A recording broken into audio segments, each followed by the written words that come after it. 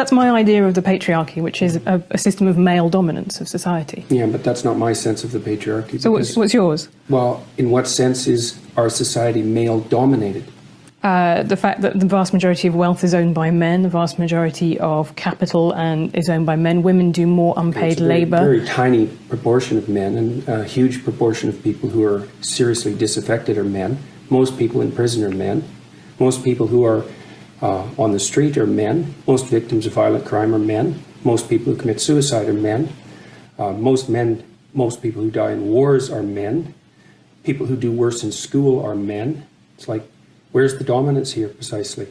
What you're doing is you're taking a tiny substrata of hyper-successful men and using that to represent the entire structure of Western society. There's nothing about that that's vaguely appropriate. But I could say equally well that most rape victims are women. You know, terrible things happen to people of both sexes. And you could say that with perfect utility, but that doesn't provide any evidence for the existence of a male-dominated patriarchy. Well, it just means that terrible things happen to both genders, which they certainly do. But there are almost no women who rape men, for example. So that is an asymmetry there in sexual violence. Well, yes, there's an asymmetry in all sorts of places, but that doesn't mean that Western culture is a male-dominated patriarchy. The fact that there are asymmetries has nothing to do with your basic argument. No, but you might equally... This is a trope that people just accept. Western society is a male-dominated patriarchy. It's like, no, it's not. That's not true. And even if it has a patriarchal structure to some degree, the fundamental basis of that structure is not power, it's competence.